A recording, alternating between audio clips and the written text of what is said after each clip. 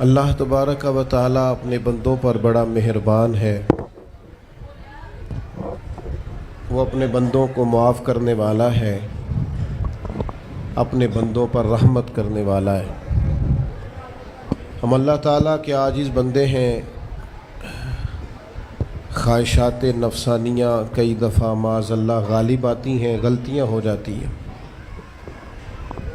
اور ان غلطیوں کی پاداش میں انسان اپنی جان پر زیادتی کرتا ہے۔ اللہ تعالیٰ معاف کرے تو اس کا سفر اللہ کے عذاب کی طرف ہوتا ہے۔ اب ہمیں یہ حکم ہے کہ ہم سب بار بار استغفار کریں، اپنے رب کی بارگاہ میں اس کے حضور توبہ کریں، اللہ سے معافی کے خواستگار ہوں۔ نبی پاک علیہ الصلوۃ والسلام نے تعلیم امت کے لیے فرمایا ہے کہ میں دن میں 100 بار اپنے رب سے استغفار کرتا ہوں، بار بار اس کی طرف رجوع کیا جائے، بار بار اپنے رب کے حضور معافی مانگی جائے، اور بار بار جائزہ لیا جائے اپنے اعمال کا،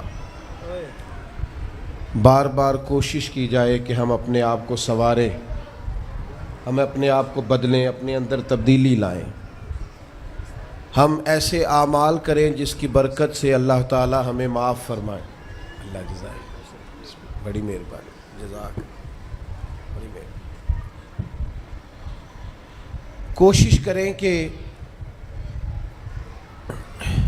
ہم بار بار اپنا حساب کریں، محاسبہ کریں۔ ہمارے ہاں یہ ہوتا ہے کہ لوگ اپنی جسمانی صحت کا تو بڑا خیال رکھتے ہیں کہ میری طبیعت ٹھیک نہیں، ٹیسٹ کرا لوں، یہ چیز کھاؤں، یہ نہ کھاؤں، میں غور کروں کہ کس چیز سے میری طبیعت خراب ہوتی ہے، کس سے بہتر ہوتی ہے، اس کا بڑا لحاظ اور خیال کیا جاتا ہے۔ لیکن روحانی زندگی کس سے برباد ہوتی ہے، کون سے گناہ ہیں جو باطن کو اجاڑ دیتے ہیں، دل کو تباہ کر دیتے ہیں، اخلاق کا جنازہ نکال دیتے ہیں، اس پر ہم غور نہیں کرتے۔ اپنی ساری زندگی اپنا ظاہر سنوارنے میں گزار دیتے ہیں، اور دل جس پر رب کریم کی نظر کرم رہتی ہے اس پر ہم توجہ نہیں کرتے۔ سب سے پہلے تو اپنا محاسبہ کریں زندگی میں۔ حضرت عمر رضی اللہ تعالیٰ عنہ ایک جملے میں بات بہت بڑی ارشاد فرما گئے۔ آپ فرماتے ہیں کہ اپنا حساب کرو اس سے پہلے کہ تمہارا حساب کیا جائے، پھر حساب کیا جائے گا تمہارا، پھر مشکل ہوگی۔ تو ابھی سے اپنا حساب کیا جائے۔ اب ان لوگوں کا معاملہ ہے جو دنیا سے رخصت ہو گئے۔ انسان خیر اور بدی اس کا مجموعہ ہوتا ہے، انسانوں میں نیکیاں بھی ہوتی ہیں، کمزوریاں بھی ہوتی ہیں۔ اب ہم میں سے جو دنیا سے رخصت ہو گئے ہیں ان کے تعلق سے ہمارے کچھ ذمہ داریاں ہمارے ذمے بچتی ہیں۔ ایک تو ہم سب کا معاملہ ہے، وہ میں نے پہلے عرض کر دیا کہ ہمیں اپنا حساب کرنا ہے، اپنے معاملات کو دیکھنا ہے، استغفار کرنا۔ پھر یہ کہ جو لوگ رخصت ہو گئے ان کے لیے کیا کریں۔ تو چونکہ انسان میں کمیاں بھی ہوتی ہیں، خوبیاں بھی ہوتی ہیں، تو سب سے پہلے تو اللہ کے حبیب علیہ السلام نے ہمیں فرمایا ہے کہ اذکروا محاسن موتاکم، جب تم میں سے کوئی رخصت ہو جائے تو اس کی اچھی اچھی باتوں کا ذکر کرو۔ ایسا نہیں کہ انسان میں ساری خوبیاں ہی ہوں گی، لیکن تم خوبیاں تلاش کر کے ان کا بیان کرو، تم زمین پر اللہ کے گواہ ہو۔ ایک تو جب بھی کسی جانے والے کا ذکر کریں خیر کے ساتھ کریں، بھلائی کے ساتھ کریں، اچھے لفظوں کے ساتھ کریں۔ کہیں کوئی کمی یاد آئے بھی تو اب اسے چھوڑ دے، وہ بندہ رخصت ہو گیا، اس کا ذکر خیر کے ساتھ کرنا، اس کو ذہن میں ضرور بٹھائیں۔ دوسری بات یہ کہ جب کوئی دنیا سے جائے تو اس کی طرف سے ایصال ثواب کریں، یعنی ایسے اعمال کریں جن کی وجہ سے اسے ثواب پہنچے۔ اب ہمارے ہاں جو رسم و رواج بعض بن گئے ہیں، بڑی بڑی دیگیں، بڑے لاؤ لشکر، نامی گرامی بندہ ہے تو نامی گرامی آؤ جاؤ تو کھانے تو بڑا جلسہ تو پتہ لگ جائے لوگوں کو۔ تو پہلے تو یہ یاد رکھو جس کام میں تھوڑی سی بھی ریاکاری ہو اس پر اللہ کی بارگاہ سے اجر کی امید کیسے رکھتے ہو؟ جب تک عمل خالص لوجہ اللہ نہیں ہوتا، جب اس پر ثواب مل نہیں رہا تو جائے گا کیسے؟ جتنا آپ عمل چھپا کے کریں گے، جتنا آپ عمل اللہ کی رضا کے لیے کریں گے، اتنا ثواب زیادہ ہوگا، جانے والے کو فائدہ زیادہ ہوگا۔ وہ میں ختموں پہ جاتا ہوں کئی دفعہ تو وہ کہتے ہیں اتنے لاکھ روپیہ مسجد کو دیا، اس کا بھی اعلان کر دیں، اتنے قرآن پاک پڑھے ہیں تو اس کا بھی اعلان کر دے۔ کس کو بتا رہے ہو اعلان کر کے؟ اللہ کو تو پتہ ہے تم نے کیا پڑھا ہے، یہ پرچیاں پڑھ پڑھ کے کس بات کی سنا رہے ہو؟ کیا مطلب ہے اس کا؟ حضرت عبداللہ ابن مسعود رضی اللہ تعالیٰ عنہ فرماتے ہیں بعض ریاکار مر کے بھی ریاکاری نہیں چھوڑتے۔ حضور مر کے ریاکاری نہیں چھوڑتے، مرنے کے بعد کیسے ہوگی؟ فرماتے ہیں ان کی خواہش ہوتی ہے جنازے بڑے ہونے چاہیے، لوگوں کو پتہ لگ جائے فلانا گیا، مرنے کے بعد بھی تو دکھاوا کر رہا۔ حضرت ابو ذر غفاری رضی اللہ تعالیٰ عنہ کا جنازہ چند لوگوں نے پڑھا ہے، 4-5 لوگوں نے، اور حضور کے محبوب ترین صحابی ہیں۔ بڑا جنازہ بھی بڑی بات ہے، اللہ تعالیٰ توفیق دے تو اچھے لوگوں کے بڑے جنازے، لیکن کسی کا جنازہ چھوٹا بھی ہو جائے تو مطلب یہ نہیں کہ بندہ ٹھیک نہیں تھا۔ بات کی سمجھ آ رہی ہے؟ تو میرے عزیز، اصال ثواب کریں تو اللہ کی رضا کے محض پتہ ہوتا ہے محلے میں غریب کون ہے، اپنے والد اور والدہ کے نام پر غریب کو دے دیں، کسی مقروض کی مدد کریں، اس بیچارے کی جان چھوٹ جائے۔ آپ کوئی گلی ٹھیک کرا دیں جہاں سے لوگوں کا گزرنا آسان ہو، آپ کچھ ایسا نظام کر دیں جس سے لوگوں کے لیے آسانیاں پیدا ہو جائیں، لیکن آپ محض وہی کام کریں گے جس سے دکھاوا ہوگا تو کیا امید کرتے ہیں اس پر اجر کی؟ تو اصال ثواب دیکھیں قوم کو ضرورت کیا ہے، وہ والا اصال ثواب کریں۔ حضرت سعد رضی اللہ تعالیٰ عنہ نے جب آن کر کے عرض کیا تھا کہ یا رسول اللہ صلی اللہ تعالیٰ علیہ وسلم، میری والدہ کا انتقال ہو گیا ہے تو میں ان کے لیے کیا کروں؟ تو محبوب نے فرمایا کہ فلاں جگہ پانی کی قلت ہے تو وہاں کنواں کھدوا دے۔ معنی کیا ہے کہ اس پانی پینے سے اللہ تبارک و تعالیٰ تیری ماں کو اس کا اجر عطا فرمائے گا۔ صدقہ تو جس چیز کی ضرورت ہے آپ وہ چیز کر کے دیں، اور ختم چپ کر کے بھی ہو جاتا ہے، گھر کے اندر بھی ہو جاتا ہے، اکیلے بھی ہو جاتا ہے، اس کے لیے لاکھوں کروڑوں لگانے کی کوئی ضرورت بھی نہیں۔ چوتھی بات، تیسری بات، کوشش فرمائیں کہ جو نیکیاں جانے والا کرتا تھا وہ نیکیاں جاری رہیں، اس کے بچے، اس کی اولاد، اس کے سارے رشتہ دار ان نیکیوں، اگر وہ کوئی بھلائی کرتا تھا تو وہ بھلائی ہوتی رہے، وہ جاری رہے، وہ سلسلہ آگے بڑھایا جائے۔ ہم یہ کرتے ہیں کہ ہم خیر کے کاموں کو جاری نہیں رکھتے، بلکہ والد کے جانے کے بعد تو بچے بڑے سیانے ہوتے ہیں، وہ کہتے ہیں ابا جی کو تو بس وہ فلانا غریب بھی لوٹ کے لے جاتا تھا، فلانا بھی اپنی مجبوری سنا کے، تو ہم تو سیانے ہیں۔ اور خدا کے بندے، حضور علیہ السلام نے فرمایا تمہیں جو روزی دی جاتی ہے وہ تمہارے کمزوروں کی وجہ سے دی جاتی ہے، وہ جو ضعیف کمزور لوگ تمہارے دسترخوان سے کھا جاتے ہیں ان کے سبب سے اللہ تعالیٰ تمہیں عطا کرتا ہے۔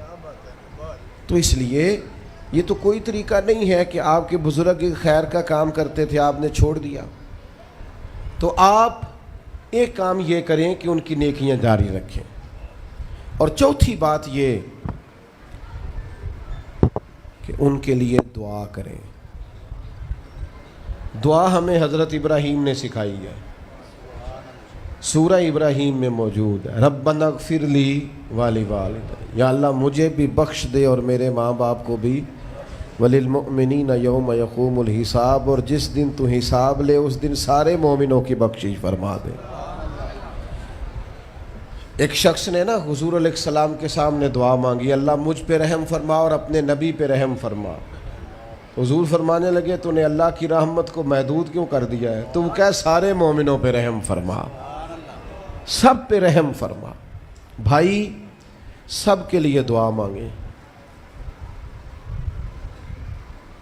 یہ 2-4 بچوں کا موبائل کا مسئلہ رہ گیا، باقیوں کا بیٹا بیٹھ جاؤ، پیارے بیٹے بیٹھ جاؤ، پتر بیٹھ جاؤ، آپ بھی بیٹھ جاؤ بیٹے، آپ بیٹھ کے بنائیں، اس میں کیا رجا ہے؟ کھڑے ہوتے ہیں بیٹا تو پچھلوں کو دقت ہوتی ہے.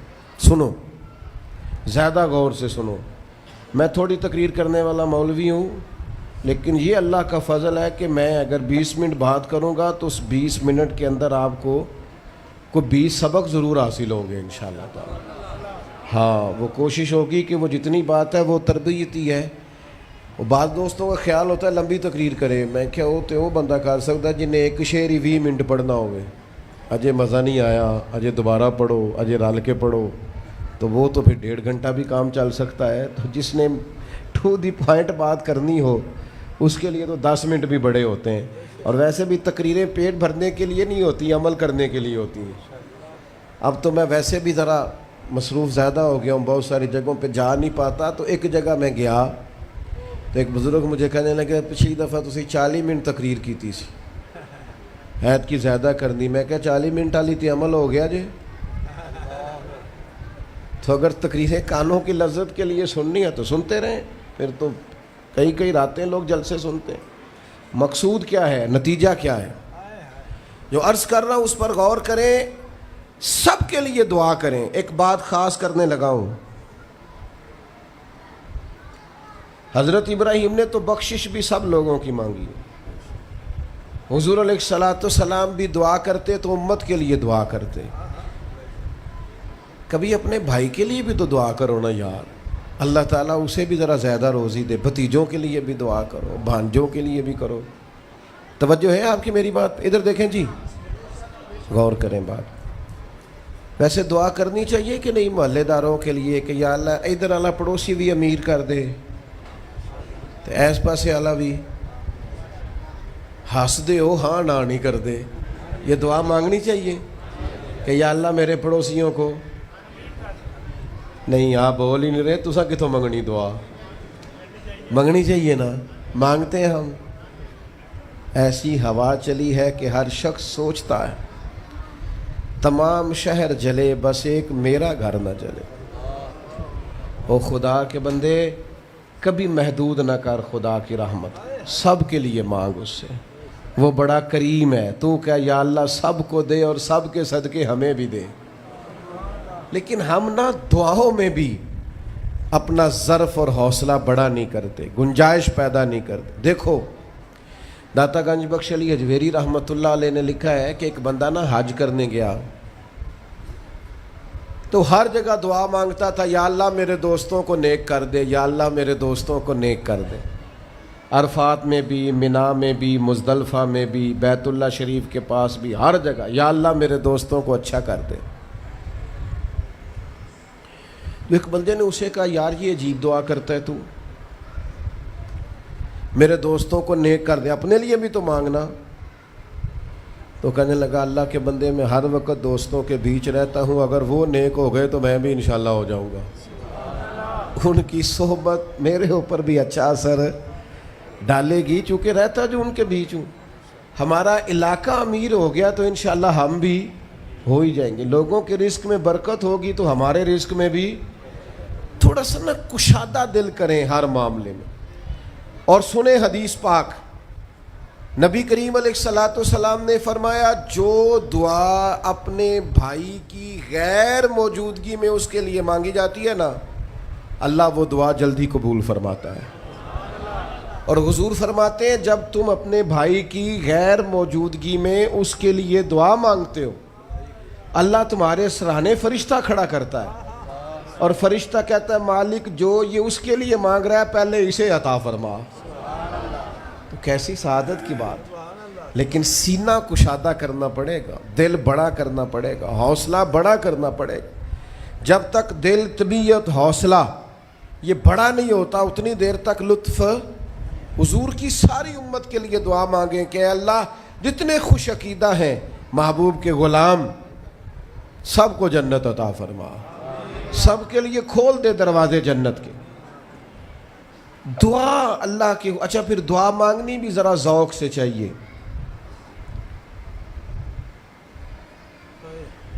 کسی بندے نال ذاتی کام ہوئے، ذاتی کوئی لوڑ پہ جائے وہ کیویں کرائی دا پلا جی؟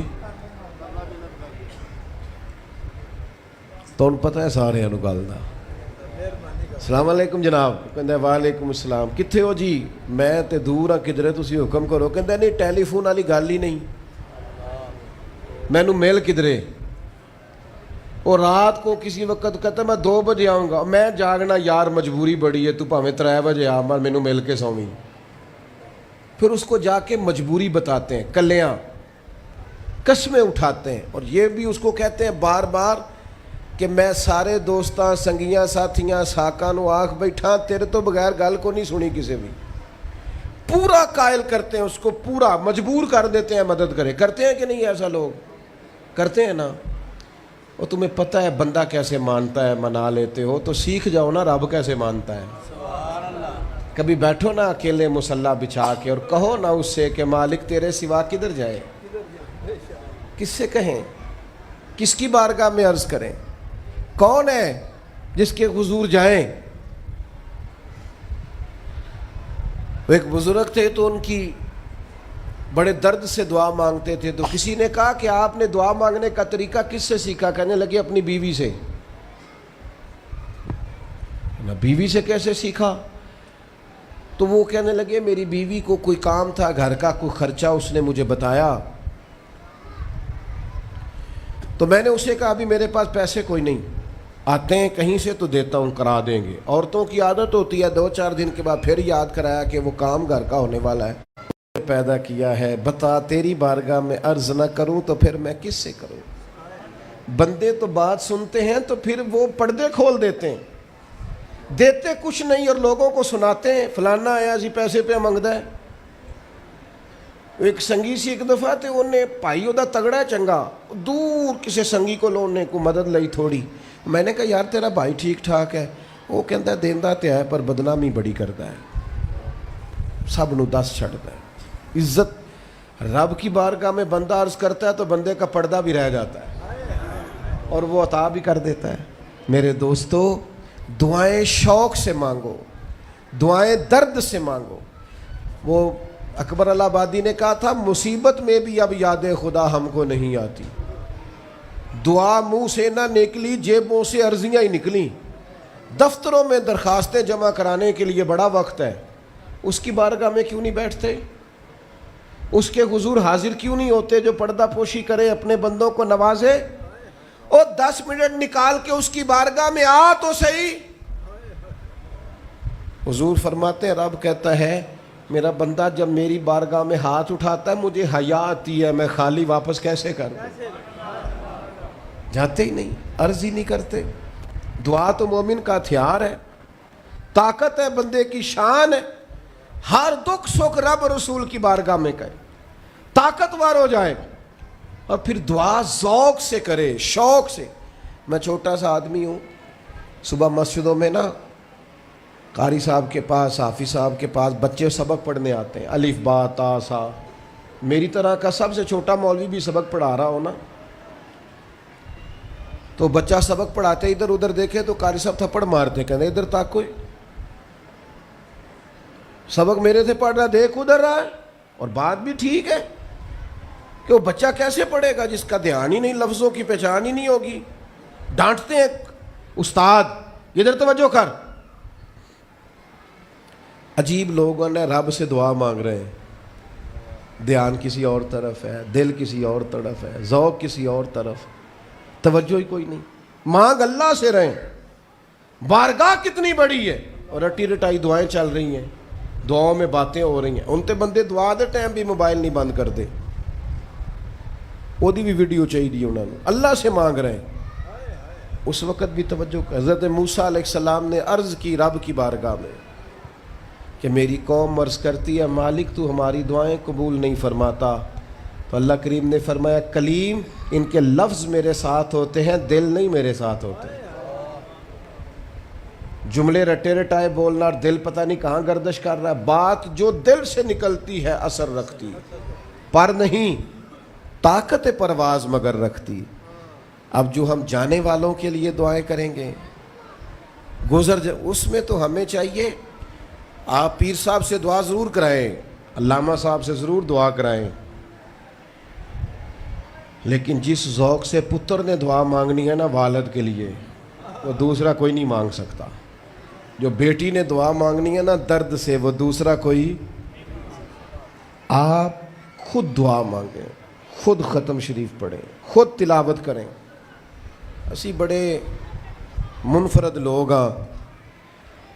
ہمارا یہ طریقہ ہے کہ ہم نے رویہ اس طرح کا بنایا ہوا ہے کہ قرآن شریف بھی کوئی اور ہی پڑھے گا ہمارے ابا جی کے لیے. او بھائی آپ بھی تو کوئی 2 پارے پڑھے نا اپنے والد کے لیے. وہ میں اینے قرآن پاک پڑھائے نے، تو آپ کنے پڑھے نے بھائی؟ ایک بھی نہیں. وہ سارے مدرسے کے بچے. اور پھر آپ نے ناراض نہیں ہونا میری بات سے. قرآن پاک کے بارے میں نبی پاک علیہ السلام نے فرمایا جب تک دل جمے پڑھو، اور جب دل نہ جمے طبیعت تھکے تو چھوڑ دو. تو جڑا اسی بالا نو بلانے مدرسے تو کہنے پورا قرآن پڑھ کے ہی اٹھنا جی، وہ کی مطلب ہے؟ ان کا دل کرے تو آدھا سپارہ پڑھیں، دل کرے تو 1 رکوع پڑھیں. آپ نے تو پابند کر دیا ہے. کس بنیاد پر پابند کیا آپ نے؟ آپ خود پڑھیں.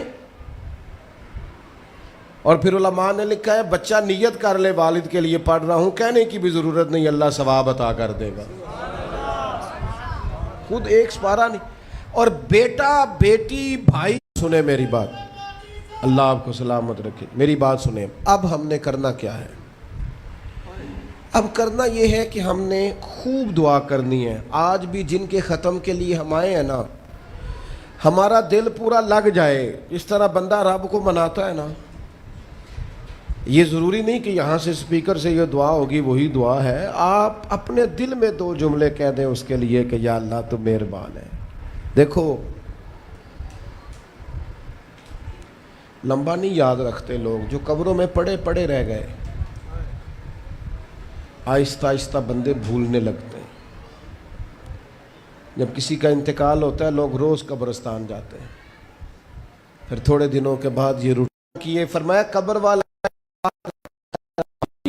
میری ماں، میرا باپ، میری اولاد میرے میرے میرے میرے لیے دعا کریں، میرے اپنے میرے لیے دعا کریں. وہ تو انتظار کر رہا. دوستو اپنے جانے والوں کا بہترین تحفہ ان کے لیے دعا کرو. میری والدہ میرے والد چلے گئے، کوئی مجھ سے پوچھے نا ان کے لیے کیسے دعا کرتے تو میں کہتا ہوں میری سانسیں بھی دعا کرتی، میری دھڑکنیں بھی دعا کرتی. ایک دن نہیں، ایک دن میں کئی دفعہ جب بھی خیال آتا ہے ان کے. قرآن مجید نے خود توجہ دلائی وَقُلْ رَبِّ ارْحَمْهُمَا كَمَا رَبَّيَانِي صَغِيرًا. اللہ کہتا ہے کہو اے اللہ ان دونوں پہ رحم فرما، جب میں چھوٹا تھا تو میری انہوں نے پرورش کی تھی. رب نے دعا سکھائی. بھائیو صرف مسلمان کا آج موبائل بھی آباد ہے، فوٹو بھی آباد ہے، اور دسترخوان بھی آباد ہے، اور ہوٹل بھی آباد ہے. جس چیز کو آباد نہیں کرتے وہ مسلح ہے. مسلح کمزور ہے، مسلح طاقتور ہونا چاہیے. وہ بندہ طاقتور ہے جسے اللہ سے جڑنا آتا ہے، دعائیں مانگنی آتی، التجائیں کرنی آتی. خوب دعائیں مانگیں، خوب اس کی بارگاہ میں حاضری دیں. آخری بات آپ سب کے لیے میری یہ ہے کہ ہم سب نے دنیا کو چھوڑ کے جانا ہے. ہم دنیا میں اچھے عمل کرنے آئے ہیں. جڑا بچہ اتوں پردیس گیا ہے نا، ابا جی نے پلاٹ ویچیا ہے تے اماں نے زیور ویچیا ہے، تو وہ باہر کام نہ کرے. تو جڑے اتوں کو بندہ جائے وہ کہندے یار تو کڈا بیوقوف ہے، تیری ماں پیو نے جڑے کام کر لیا تو وہ کردا ہی نہیں، پہلا پھرنا ہے. اور پھر میں نے سیانے لوگ دیکھے ہیں سعودی عرب میں 40 سال گزارتے ہیں پر وہاں گھر نہیں بناتے. دبئی میں، یورپ میں 40 سال گزارے، گھر نہیں کوئی. بلکہ جو کمبل خریدا تھا نا جاتے وقت واپسی تک وہی کمبل ہے. کیوں؟ کہ وہ سمجھتے ہیں گھر تو پاکستان میں. پردیس کے لیے محنت، یہاں گھر بنانے کا مقصد کوئی نہیں. اور میرے دوستو نبی پاک نے ہمیں فرمایا دنیا میں اس طرح رہنا جس طرح مسافر رہتے ہیں.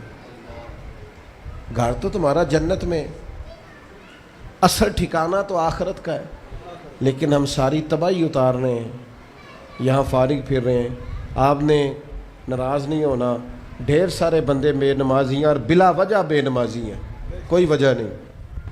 جو بندہ کہتا ہے نماز کے لیے ٹائم نہیں ملتا, جھوٹ بولتا ہے, کیونکہ رب کہتا ہے لا یکلف اللہ نفسا الا وسعہا, جو بوجھ کوئی اٹھا نہ سکے میں ڈالتا ہی نہیں. تو ہم نماز پڑھ سکتے تھے تو اللہ نے فرض کی ہے. ٹھنڈے اے سی لگ گئے, اب فجر میں آنکھ ہی نہیں کھلتی. او خدا کے بندو, اس وقت سے ڈرو جب اے سی بھی ہو, کمرہ بھی ہو, پر نیند ہی نہ آئے. آج نیند ضرور کرو پر غافلوں والی نہ کرو.